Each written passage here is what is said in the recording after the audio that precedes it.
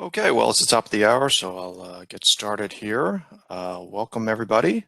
Hello there, and thanks for joining us. Welcome to today's University Business Web Seminar. My name is Kurt Isley Durley. I'm sitting in as host and producer here, and I'm an editor here at UB, and it's great to have you all with us. Today's webinar, as you see here, the title is Enhancing Mental Health Technology and Student Success in Higher Ed, and is being brought to you through the generous support of our sponsor for today, Anthology. Before we get to the presentation and discussion, just some quick housekeeping notes for you all. First off, if you have any technical support needs, you can use the chat panel. You should see at the right side of your screen there. You can just select my name, Kurt, there, and let me know if you're having any issues.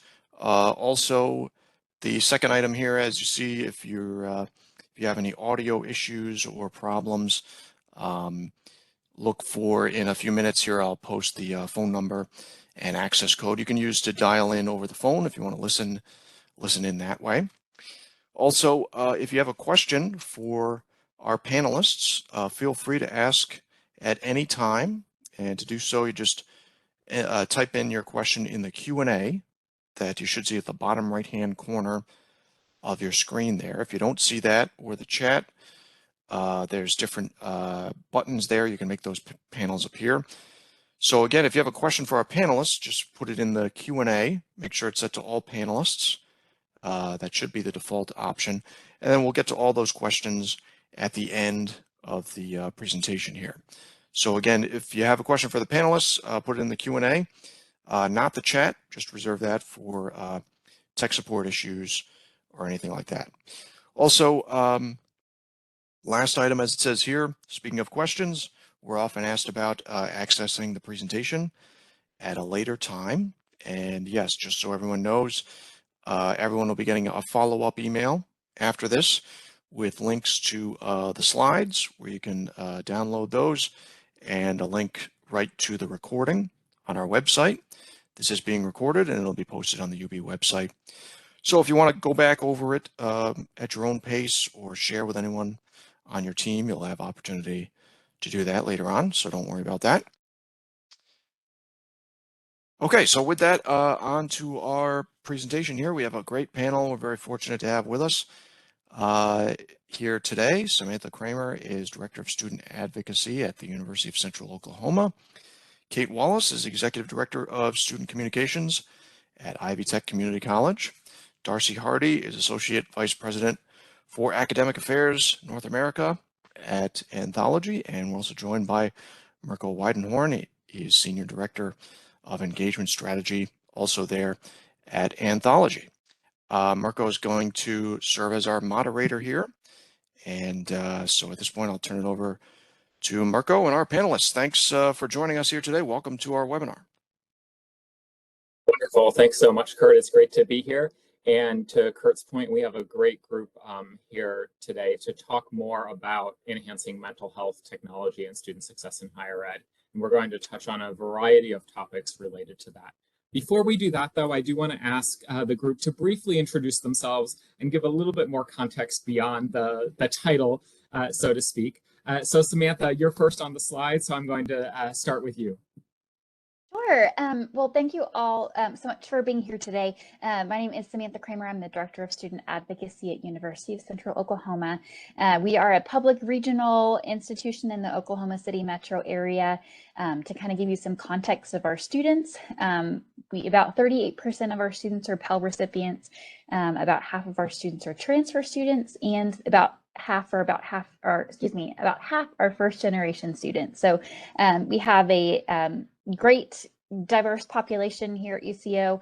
Since the pandemic, we have really focused on intentional and timely outreach to students from resources that are critical to their success, like enrollment and academic advisement. So those are the pieces that we've really been focusing on since the pandemic. Awesome, Samantha, and I know we're going to talk more about that in a couple of minutes. Kate, over to you. Hey, my name is Kate Wallace. I am the Executive Director of Student Communications at Ivy Tech Community College in the state of Indiana. A little bit of background about Ivy Tech. We are the nation's largest singly accredited community college. We have over 40 locations and we offer about 70 programs. So it's very unique in the sense that every campus location is very different. We serve a different population. And so it always makes the day's work very exciting. That's key, right? And I think all of us, probably everybody who is on the webinar today, can say that at least recently about their days, whether good or bad. Darcy, over to you. Great. Good afternoon or good morning or good evening, wherever you may be. My name is Darcy Hardy. I'm currently Associate Vice President for Academic Affairs at sorry, that was a mistake, at Anthology. Sorry. I'm also the director of our Center for Advancing Learning, which is a thought leadership and educational research and policy hub. I apologize for my scratchy throat. We have Sahara dust moving through Texas right now, and it's definitely affecting me. I've been at Blackboard for about 8.5 years. Before that, I spent almost 30 years in the University of Texas system, with my career focused on distance and then online learning. I was fortunate to spend 3 years as an IPA with the Obama administration. And then I joined Blackboard then after trying to retire and was not successful. My focus at Anthology is really around the strategic elements of online learning, from supporting students all the way back to having strategic plans on how they can meet their vision and their goals. So that's my focus, and I'm glad to be here. Darcy, and I'm Mirko Wiedenhorn. So I'm the Senior Director of Engagement Strategy at Anthology. I've been with the organization since about 2013, and prior to that, spent about 10 years in higher education in a variety of fields, including student affairs, communications and marketing, as well as alumni engagement. So we're thrilled to be here today. Before we dive into the topics, I do just want to tell you a little bit about Anthology. And now from this slide, you'll see why Darcy referred to Blackboard when she introduced herself. So if you're not familiar with Anthology, we brought together 4 great companies in 2020 and 2021 to form Anthology. And our focus really is on higher education and all about bringing data to the forefront of what you do each and every day. And we do that in a global organization. So we work with institutions across 80 countries. We have a lot of various solutions that are really specialized in the education sector. And you can see we cover a lot of different areas of higher education, from admissions and through the entire student experience, including even a student information system, as well as a learning management system, and then also to alumni engagement. So again, we're excited to look at all of that data, bring that data together, and really help institutions use data to make decisions. The way this is going to flow today is that Darcy and I will present a little bit of content, mostly around a survey that we conducted of US-based college students in, I believe it was late April, and we had over 1,100 students respond to that survey. They all had to be current students. 22% of that student body was at community colleges, 52% were at 4-year public institutions, and 24% at 4-year private institutions. So really a broad mix, and about 40% were first-generation students, sort of to Samantha's point earlier. So we'll use the results of that survey to inform our conversation, and Darcy and I will talk through some of the results, and then we'll open it up to Kate and Samantha to share their expertise and what that looks like at their institutions. So let me start off by talking about the impact of the pandemic. We know all of us were significantly impacted by the pandemic and had to adjust very quickly. Clearly, students were also impacted. You can see that on this screen, but 6 out of 10 students reported that because of the pandemic, there was actually a change in their educational journey, whether they paused their studies, whether they reduced the number of credits, they might have changed their major, and some, about 1 in 4, even chose to enroll at a different college or university. So those are high percentages. And I think it's something that's important for us to keep in mind as we look at continuing to support students, especially some of the students who paused their studies and now are returning at different points, having not been in the university for a period of time. We have to think about financial aid packages and whether there's risk of maxing out with reduced credits. So I think a lot to consider here. And when we look at community college students, that number was actually slightly higher. It was 7 in 10 community college students felt that the pandemic impacted their education in one of these ways. Students' lives also became busier. We asked about how sort of the time they spent on various things changed, and you can see more than 4 in 10 said that they spent more time working. And by the way, 65% of students reported being employed either full or part-time from that 1,100, those 1,100 respondents. So that's a really high percentage that were working during this time. And then on the other hand, while a lot of them spent more time working, a lot of them also spent more time on classes and assignments. So basically, they are much busier. The good news in that is students also reported that faculty members spent more time providing support to them than before the pandemic. So it's just one more indication of how much all of you who are listening today did, and certainly Kate's teams and Samantha's teams to help students throughout the pandemic. And having said all that, generally students were satisfied with the experience over the last few years at their institutions. Even with all of the changes that they had to make last minute, you can see 52% said they were satisfied, and another 34% were sort of okay with it, not expressing satisfaction or dissatisfaction. So I think that's overall, that's a really good indicator that everything that you did helped not only get the students through, but help get them through in a way that was relevant and meaningful to them. So Samantha and Kate, I'll turn it over to you for a little bit, just to comment a little bit on some of the trends you saw there and how that applies to your institutions and some things that you're already doing around these issues. Samantha, I think I'll start with you for this question. Sure. So we have found that students now ask and expect to be met where they are. So that means connecting them in ways that are most convenient for them. So while a lot of our staff members prefer to meet with our students face-to-face, sometimes that's just not realistic or possible within our students' lives. And so we have opened up opportunities for virtual appointments, phone appointments, even email appointments if students' lives are busy during the day. And so that is challenging, but it also provides us really great opportunities, like I said, to meet students where they are. And so it also means that we provide many services virtually so that they can be accessible to students. So advisement, student advocacy, counseling, our testing services, money coaching, most of our services are still available through virtual, even though we are a campus that is back full force face-to-face. Great, Samantha, let me ask you a quick follow-up question. All of those services that you mentioned, were most of them available virtually prior to the pandemic, or was this a shift that happened during the pandemic?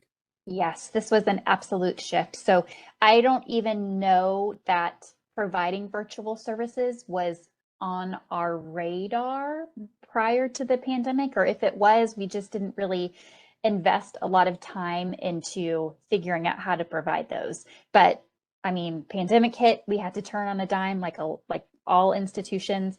And so I think that is something that we really learned, is that we can provide these services virtually just as well, if not better, than we can face-to-face, because like I said, we are meeting our students where they are. And Kate, I saw you nodding at different points as Samantha was speaking. So tell us a little bit about Ivy Tech. Absolutely. Yeah, we definitely relate in many ways to Samantha. But one thing I wanted to point out with Ivy Tech is that we really have put an emphasis on our wraparound services and what we offer to our students.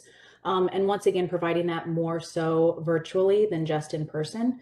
So we have a program called Ivy Cares. It spans across the entire state. As you'll find out, many of our programs begin with the word Ivy. So we've really taken that to heart.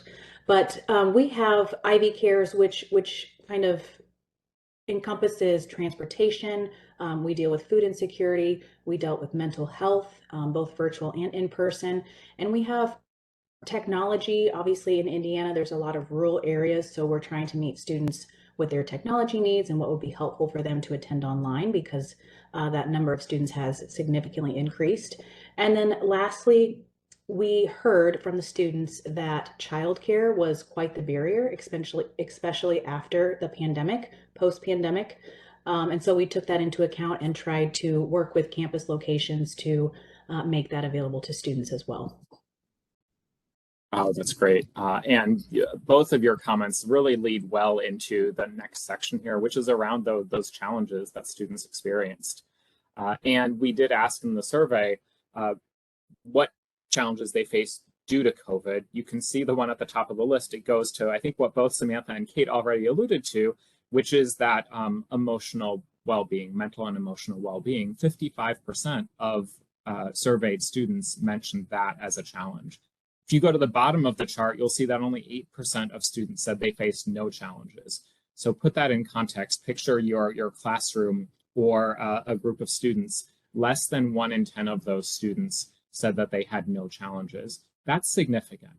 That means pretty much every student you look at on a campus faced some challenge during the pandemic and due to the pandemic. You can see second on the list was around financing, and then concerns about being able to complete their education. And we'll dive into these a little bit further as we go. But one thing I just saw come across my email this morning was some data from the UNCF and the Steve Fund about a survey at HBCUs, and that 7 in 10 Black students were looking for information about emotional well-being and wanted that type of information. So I think that ties in really well with this in terms of what institutions can do to continue to support students and how they need to be supported. Now, switching a little bit, but continuing with challenges is beyond the pandemic. We also asked more broadly what challenges did students identify when they were thinking about pursuing their education. And you can see the one on the far left ties in really well with what Kate alluded to, which is a financial challenge. So it's not only, though, the tuition cost or living on campus for students who do that. It's things like childcare. It's commuting to campus or getting to campus, which you can see was listed as the second highest. And then I think the other one I want to highlight here is the technology barriers. 1 in 5 of the respondents still listed technology barriers, such as having the right equipment, having Wi-Fi or internet access, as a key element that impacted their decision when they were pursuing their education. And remember, these are all students that did decide to pursue their education. So there's a whole group of students that considered it, but decided not to pursue higher education. And I would venture to guess that these percentages were higher for that population. So we still have significant barriers here that students face to be able to enroll and continue their education. And again, I think Samantha and Kate, it's key that we keep raising awareness of these barriers. And I know that's happening at your institutions, and you both have programs in place to help students with that. Kate, let me start with you for this one to share again a little bit about what you've done.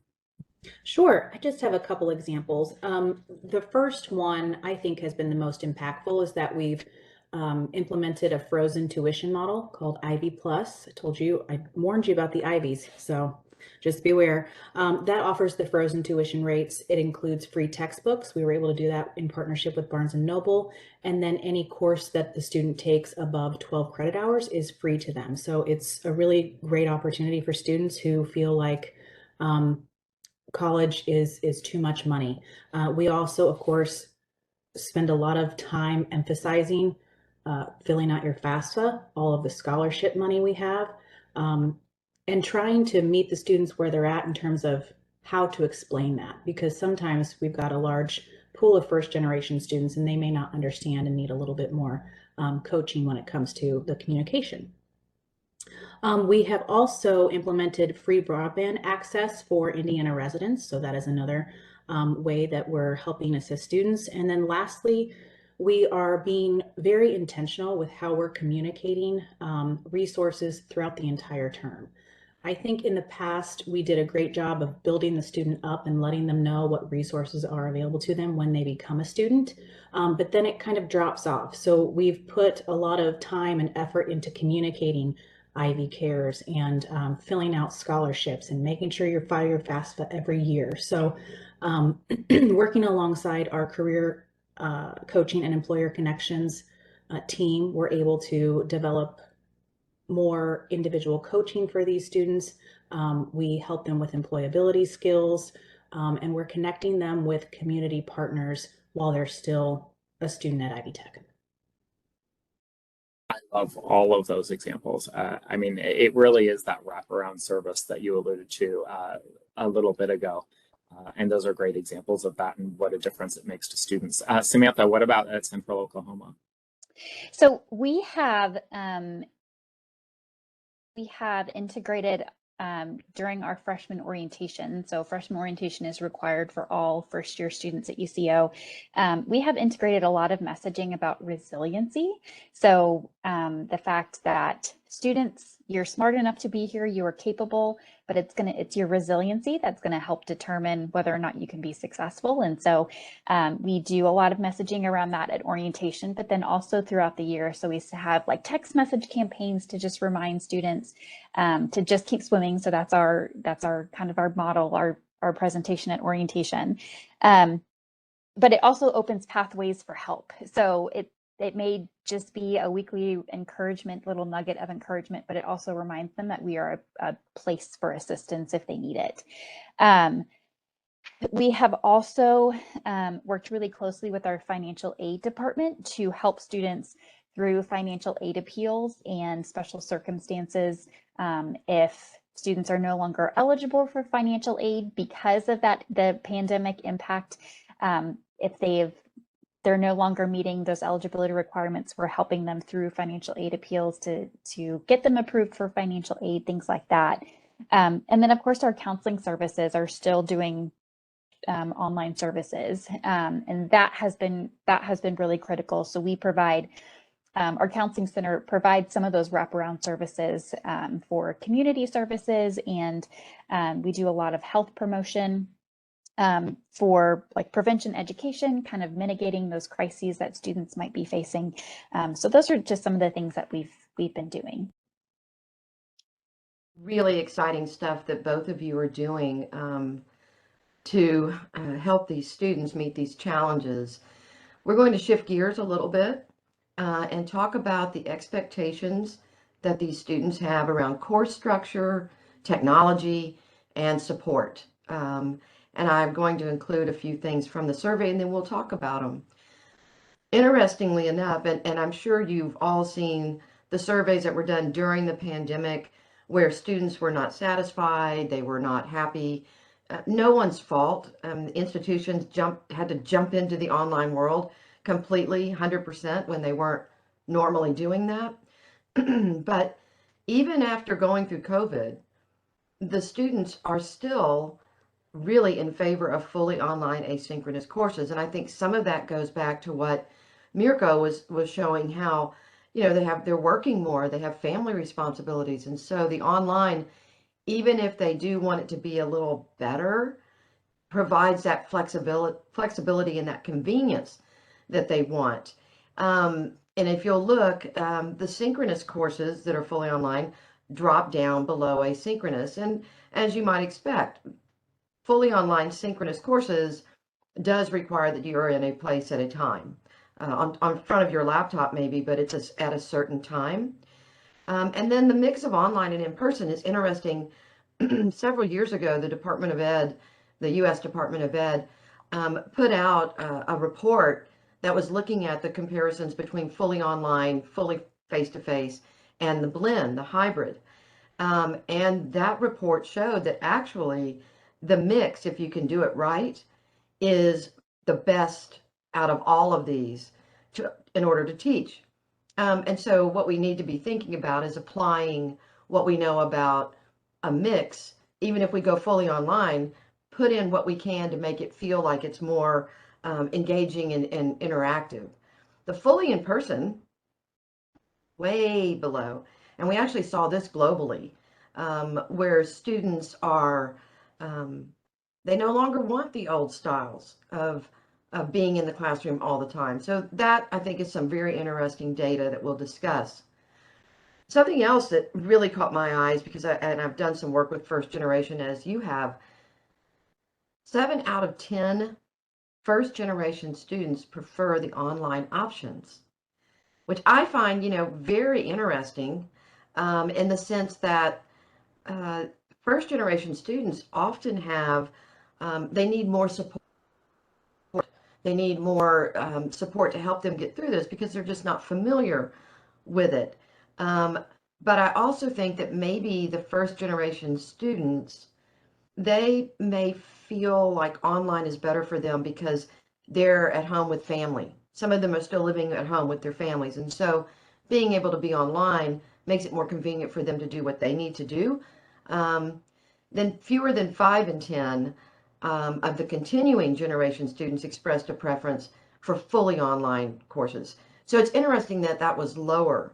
And I think some of that has to do with these students have probably already been in school, in college for a while, and they're continuing. And after the pandemic, they want to go back to the way it was. So it's just very interesting where these students fall out in their preferences for online options. And then also the non-traditional student preferences. Non-traditional students who are over the age of 25 indicated a preference for asynchronous fully online courses. Again, non-traditional students from 25 and up are probably working, and they have families. And so being able to access their courses asynchronously is a plus for them. So that was not overly surprising for me, but nearly 1 in 4 non-traditional students expressed a preference for fully online synchronous courses. So 1 in 4 wanted, they want the online, but 1 in 2 wanted the asynchronous. So this really is probably something that both Kate and Samantha, you have found as rethinking how you're offering your online courses. Now, one last slide. The online students that were surveyed, their expectations of response time. Now, when you look at this, the expected response time and the actual response times from institutions are not that far apart. But I would also argue that in many of these cases where students are expecting this less than an hour or within an hour, probably the faculty or even the offices may not be posting what their hours are. So I think students tend to think that if you're online, that the faculty member is on the other side 24/7, 365 days a week, a year. But my experience, and maybe yours as well, was that if you would just put it in your syllabus that you don't work after 10 o'clock Central Time, or you aren't working on Sundays, or whatever your parameters are, by letting the students know when you'll be available, that can maybe help with their concern about not being responded to right away. So lots to unpack here, and I'd like to ask Samantha to talk a little bit about what she's doing. Sure. So we have, we utilize the Anthology Help Desk in the one-stop student support at our institution, and that has been a game changer in terms of being accessible 24/7. So our students are learning now that they can get help 24/7, and that has been so critical. Their quick response has been very helpful for our students. So prior to that, we were using human power, and students would be on hold on the phone for 30 minutes, an hour, sometimes more at a time. And so now they're getting responses in seconds versus hours or 30 minutes or whatever. It's accessible in that our students can chat if they're more comfortable, or call, and they'll still get a timely response. And then we really appreciate being able to do kind of the case management pieces for more complicated cases. So if a student has a very specific question about their very specific financial aid circumstance, that gets routed to our appropriate people. So that has been critical in terms of our university responding to student concerns and questions. Kate. In terms of Ivy Tech, we have kind of started with basics, and we realized that our students weren't necessarily understanding the language that we were using in our communications, not only on emails and texts, but even on our website, which is very heavily used. So we did a lot of thinking and working with academics in terms of how we could more appropriately communicate our course modalities. So we tried to list it in very layman's terms, for lack of a better word, but what does a traditional course look like? what does online mean? If I'm going to take virtual, what does that mean? Blended, learn anywhere. So we have these 5 different course modalities that we've clearly defined and that we put out in front of the student, even from the point of inquiry to registered student. So we've done that, and then we also have implemented a fully online school. Many of our courses were offered online anyway, but we have now, when you go to the application and choose your campus, Ivy Online as an option. So students can work from their own home, work around their work schedule, all of the things that you mentioned earlier, Darcy. So trying to meet the students where they're at there. We also are heavily promoting and kind of transitioning from a 16-week model to an 8-week model because students can get done faster with their education than they originally planned. So getting them either out into the workforce in a career of their choice or, promote them within their field of work that they're in currently. And one thing to add to that, another interesting fact that came out of our survey from a global perspective was the number of the percentage of students that really wanted to start seeing more AI or chatbots where they could get quick answers to responses. And I would suspect that institutions are starting to think along those lines. And something else that one of our colleagues brought up when we were talking about email, that part of the issue for the students for communication was that they got so many from so many different departments or people that they weren't sure how to prioritize what's what. And not every school has a communications director that can assist with that, so they're just bombarding these students with things that they may or may not really need. But great responses on that. Appreciate it. So let's move on to student support, resources, and completion. So again, from the survey, asking about their satisfaction with the resources to support student success. Over 2 in 3 agree or strongly agree that they are satisfied with the available services and resources. There was no statistical differences by first-generation students or ethnicity or distance from campus. And about 1 in 2 indicated that student success teams completely or significantly understand their needs. Slightly over 1 in 10 felt that needs were only slightly or not all understood.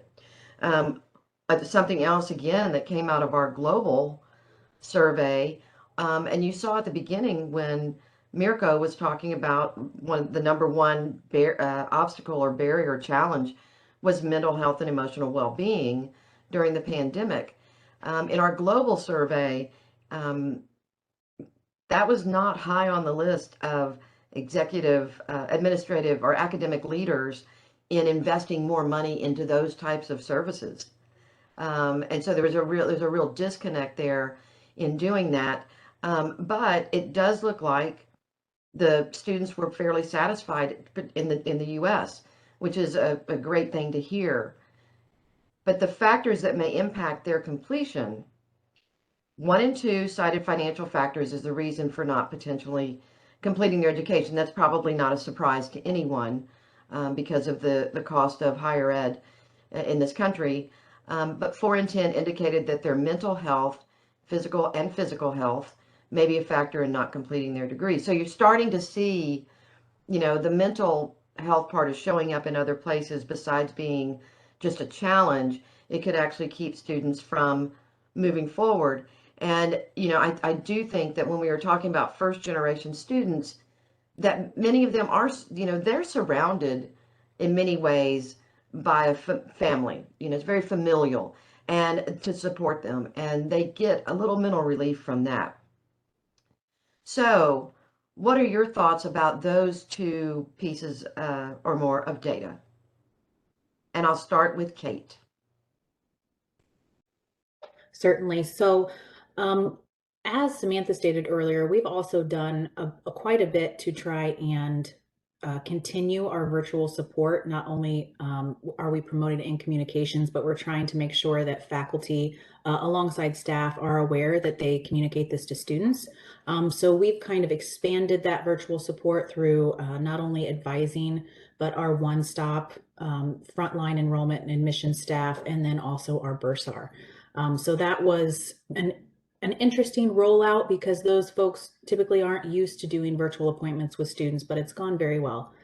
And then second, we've done quite a bit of research about certain subsets of students that we serve. One that I'll provide as an example are high school African-American males. So we have taken certain communication plans and created them just for this audience so that we can communicate what they want to hear.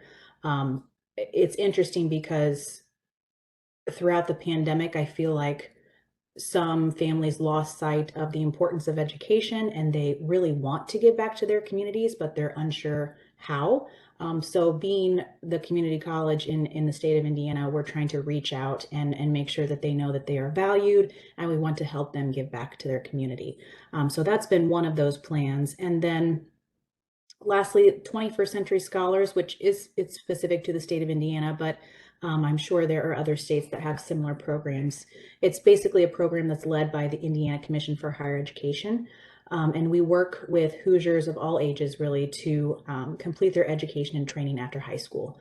So we have dedicated resources and coordinators to help this certain population to kind of hold their hand throughout the enrollment process and carry them forward to the point of graduation.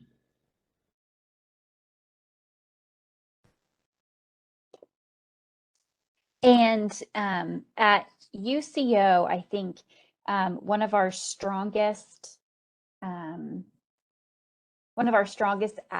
is the Office of Student Advocacy. So we have become a place, so just within probably the past 2 years, we have become the place to start for students, faculty, and staff if they need help, but they don't know where to start. So this department is, we don't have a lane, we're very nimble. We can address the barriers that a student in front of us is facing, but then we also try to dig in and see how we can help other students who might also be facing those same obstacles, to identify patterns, implement remedies, those types of things. And I think really since the pandemic, we have really learned that if a student is struggling, it is so rarely because of one thing, right? It is a lot of our students, their problems are very, very complex.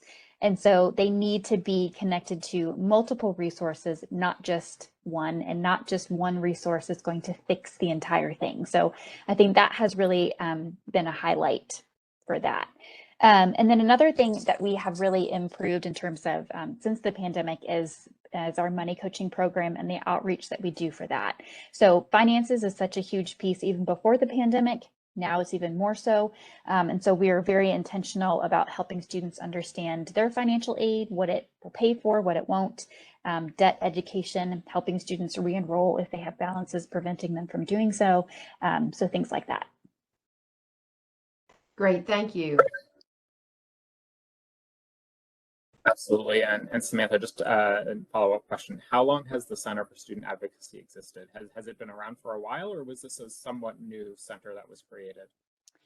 It's relatively new.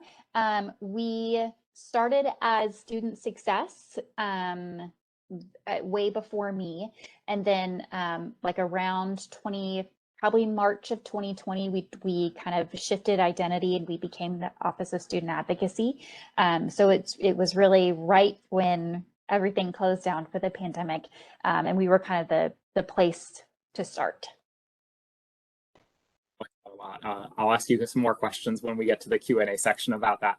And just a reminder, as I mentioned Q&A, if you do have questions for our panelists, please feel free to put those in the Q&A box at the bottom of your screen. I've seen a few come in so far, and we'll definitely do our best to get to those at the end of the session. I do want to talk about one more overarching topic, and that's around students' educational experience and their perceived level of career preparation. We've already alluded to financial concerns, and we've touched, I think, on careers and outcomes already in what Kate and Samantha have shared and how important that is. But so we had asked some questions of the survey population around that. And the first one is more around their perception of their experience and whether earning that credential will be beneficial to them. And hopefully not surprising, but I think validating here, especially compared to some of what we've heard in the media around higher education, is that students who are enrolled truly believe that this is going to be beneficial for them. So you can see that if about 76% of those feel the degree is valued by an employer, 77% feel that they've been well prepared, their degree will help prepare them for their future career. And then 82%, so more than 8 in 10 students, for them, getting a degree is really important. And I think that also speaks to their likelihood to retain and complete to the extent that they can, given all of these other factors. But to me, that's one of the core elements here is the personal importance of getting a degree. And the more we can encourage students to continue down the path through all of the things that we've already talked about today, the better, obviously. So let's transition to how prepared students feel for that career. Again, to me, there's relatively good news here. So 2 in 3 of the respondents feel prepared for a career after graduation. Now, with slightly lower at community colleges, as you see on your screen, about 1 in 2 among community college respondents felt prepared for the career. And interestingly, slightly more first-generation students felt prepared for a career than continuing generation students, which is not necessarily what I would have expected, but I think that's a positive indicator here that we see. And I think one of the things to consider is what are we all doing to show that we're preparing students for that career? So are there opportunities to highlight skills that they're acquiring in specific courses, those transferable skills, right, that we talk about a lot, so that students actually know learn about some of those benefits and those skills as well, in addition to the core skills that they're meant to gain in the course.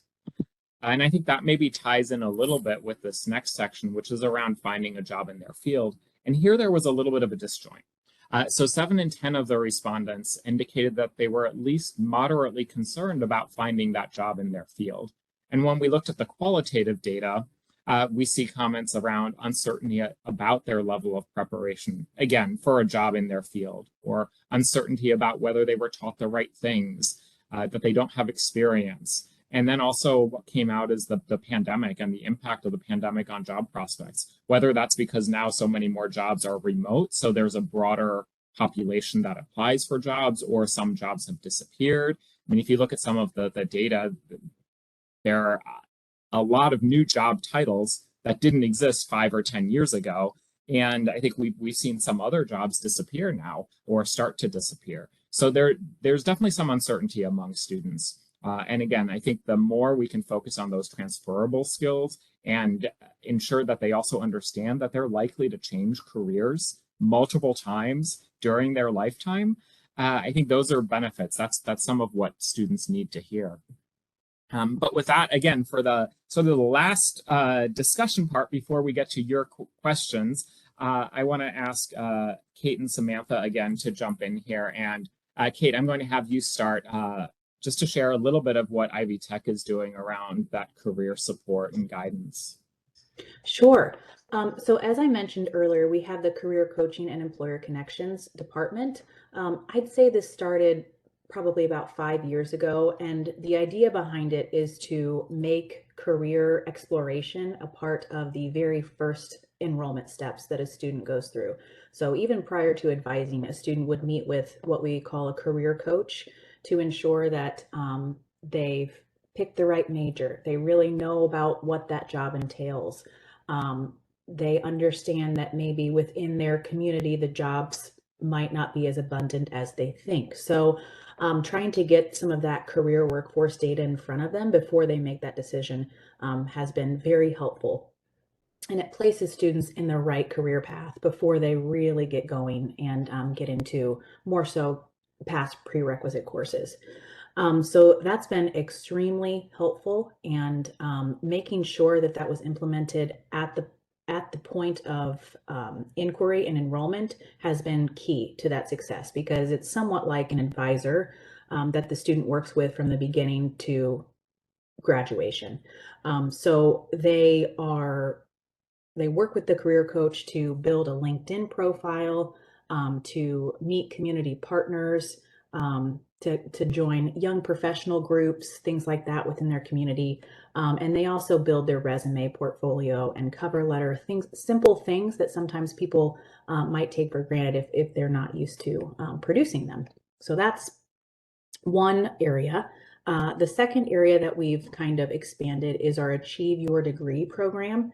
And it's basically a partnership between Ivy Tech and community businesses and institutions to offer employees the opportunity to receive a community college education at minimal cost to them. So simply put, it's basically a tuition reimbursement program to elevate these individuals who are working adults, have families, have an abundance of responsibilities, but in order to allow them to progress in their career. And if they want to, change their career path in its entirety. Those are great examples, Kate. And what you were saying about resumes and cover letters and those types of things is so true. I still teach as an adjunct at my previous university, and Uh-oh. Did we lose him? I think we might have. Oh, darn it. But to continue what he was talking about, about the resumes and things like that, I'm curious if your institutions are kind of rethinking the packaging of all types of support services for students with this sort of trending going into more and more online. Then they're going to be further and further away from campus if they aren't already. Mhm. So are there conversations happening about we need to make this available online that hasn't been available before? I don't want to speak over you, Samantha. You want to go? Okay. Yeah. It's interesting because not only have we been working with students on that point, but we've also been training our faculty and staff as well, because it's interesting because when we transitioned to during the pandemic, we all had to work from home, and sometimes we just had to make space where space was available, and in times that was in a bedroom. But we wanted to teach students, because virtual interviews were a huge thing, as well as our faculty and staff, that you need to have a professional setting and just very simple things that you would think that people would know, but they don't necessarily understand if they haven't experienced it. So we tried to do some coaching around that. And once again, that is a great skill of our career coaches within that CCEC program. Great. Samantha, did you have something to add to that?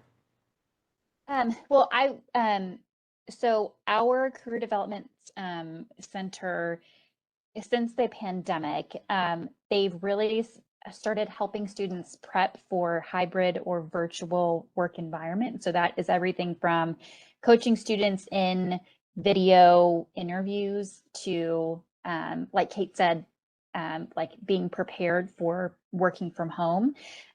So 40% of entry-level positions now have hybrid working environments. And so for a new professional, that can be really challenging, especially as Kate said, if there's not space to allow for that, how are you prepared for that job? And so that's what one of the things that our career development has been doing. Cool.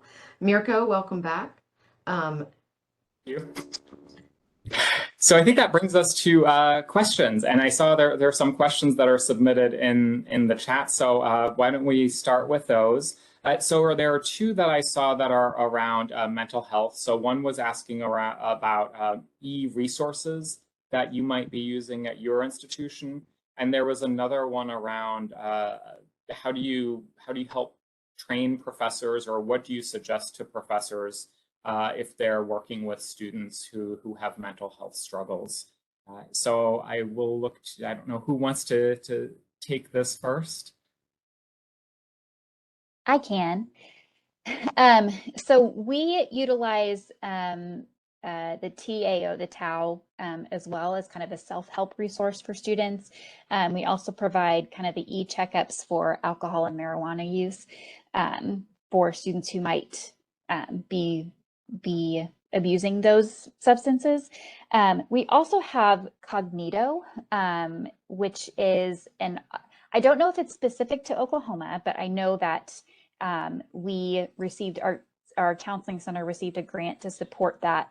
But Cognito is a kind of a virtual training module to help faculty and staff have difficult conversations and recognize the red flags when they're meeting with students.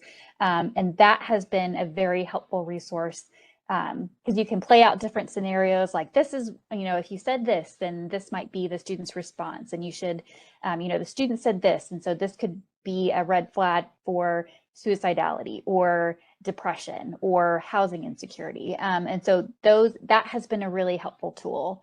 In terms of helping faculty work with students, our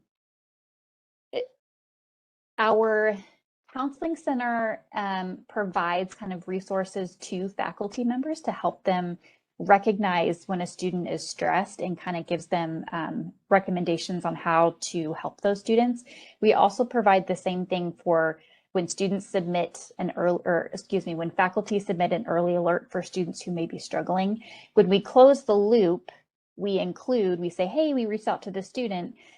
We also want to provide this resource in case you come across another student who may be stressed out, or in case you feel like this student needs some additional support. So we kind of provide that as well.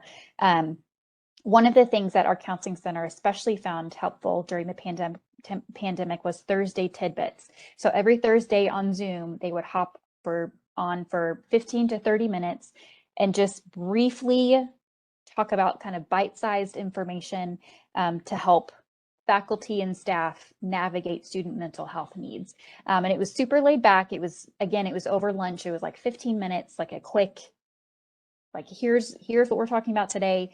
They'd have an expert, on the call, and then sometimes they'd talk, but most of the time it's just really like questions and things like that. So that our counseling center found that to be really helpful. Great, thanks, Samantha. Kate, anything to add? Yeah, sorry. No, you're fine. You're fine. We have within the Ivy Cares platform, we have something called Ivy Assist, and basically it's a website that students can go to, type in their zip code, and then it will kind of plan out all of the resources that are available close to your residence or within the zip code that you live. So we have areas like housing, how can you pay for it? Transit, how do I get a bus pass? Who can help me pay for a car? Who can help me pay for gas money? So on and so forth. And then even within health, we have centers for drug testing and detox centers and 12-step programs. So all of those things are listed within this platform for students to receive assistance. Now, I love the question about faculty, and I'm not going to say that I know the full answer to this, but I am aware that we have reporting systems, so to speak. I don't believe they're trained specifically in mental health aid. I think that's up to each campus on whether or not they want to provide that professional development to the faculty. But as it stands now, I do know that everyone is trained and has access to a reporting system. It's through a platform called Maxient. And basically, when a faculty member experiences some sort of interesting, concerning situation in their classroom, they can fill out the report, and it's routed up to campus leadership so they can address how they see fit. Great. Good responses, good questions. So the next question, kind of looking through these, and I know we're about to run out of time. I think that it would be interesting to know, and this is I'm sure it's something that you struggle with, every institution struggles with. How do you engage, encourage, do outreach to students so they know that the resources exist, and to get them to take advantage of everything that you have to offer? Like, how do you do that so that the students at least know this is what's available and this is how I get it? And whoever wants to start. I'll take it. You went first last time, so I'll take it. I think that we've done a greater job of communicating those things ahead of time. That's been huge for us. It always used to be a lag more so than something that we led with. And one thing that I've noticed is because we're a statewide system, we have 19 campus locations and you know, the rest of those are site locations. We have to ensure that everyone is speaking the same language. And so if a student takes courses, even just online in Bloomington, Indiana, and then maybe they go up north and take a course in Lake County, the student experience needs to be the same. So we all have to be speaking the same language. And it was interesting because we did a brand research as we were looking to shift our website and learn more about our student populations. And in that research, we found that our employees were actually the individuals who needed the most coaching and lifting up in terms of being advocates for Ivy Tech, because the alumni sing praises, but it was very eye-opening and interesting. So due to that, we've made shifts in skilling up our faculty and our staff to really speak one language and educate the community on what we have to offer. And yeah, I'm going to add something to that real quick and then come back to you, Samantha. You know, in my career, we had this multi-campus online organization for the University of Texas. This is like early years, and we had a digital library, which was kind of a big deal in 99, 2000. And it was run out of the University of Texas at Austin. And we wanted the students to use it. You know, we wanted them to use that digital library. Well, we figured out that the faculty didn't even know about it or how to get to it. So there was a disconnect there. So I applaud what you're doing to really get your faculty and advisors and so forth to understand what those resources are as well. They may not even know. How about you, Samantha? Yeah, so we have worked really hard to strip down our messaging to only the things that we feel they need to know right now.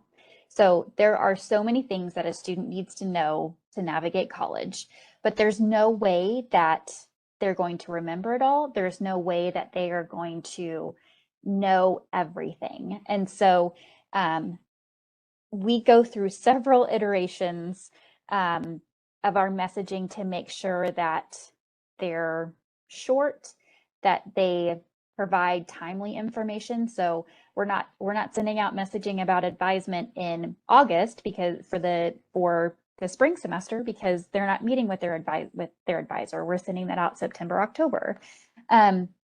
We're not sending out messaging about enrollment in September because enrollment hasn't opened yet. So very timely, very stripped down messaging. We also provide, so if we don't expect a response or if we know that we're not going to get responses from every student, we provide them the next resource. So if students aren't going to turn to me for help getting to their next resource, what can I point them to so that they can get there? So I will say, let's say it's October and it's about time for students to meet with their academic advisors. I am not an academic advisor, but I can help students get connected to their advisors. So I offer to make them an appointment. If they aren't going to respond, I also include, here's how you make an appointment, or here's how you get connected with advisement, or here are some things if you're not going to meet with your advisor here, which is not something we recommend, but it happens. Here are some things to keep in mind. So what's your next resource? And I think those things have been really helpful in terms of helping our students get connected to the appropriate resources. Great, really good examples. I won't ask another question because we're running out of time, but recognize somebody commented in the chat just on the workload that it means to respond to students quickly, but also consistently. And there was just an article about burnout of all of us, or all of you, I should say. So I think it's important to just recognize how the pandemic has impacted not only students, but also all of the people working at institutions, and just to be cognizant of that, and hopefully now to take a little bit of a breather as things return back to normal. And with that, I will turn it back over to Kurt here to close things out. But thanks for having us today. Great. Yes. Thank you so much. Thanks to this great panel for taking the time out of your busy schedules to share your experiences with us. We really appreciate it. And of course, yes, thank you to our audience so much for joining us here today. Just a few concluding notes here. University Business is the leader in editorial coverage of news, trends, and current issues in higher ed. You can subscribe for free on our website, and we provide a variety of resources, including different newsletters. We're constantly updating our website, and then you also have web seminars like this one, and a variety of other things you can find on our website. You can subscribe for free at universitybusiness.com. Also, as I mentioned before, if you're interested, just so everyone knows, you'll all receive a follow-up email with links to the slides and the recording, so you'll be able to access this later on. Also, you can view the recording at this URL on our website if you wanted to see that as well. So with that, we reached the top of the hour here. So once again, I want to thank our great panel here for being with us. And thanks again to our sponsor, Anthology, for their generous sponsorship today. And of course, to all of you in the audience, thanks so much for joining us. Take care and have a great rest of your day. Thanks.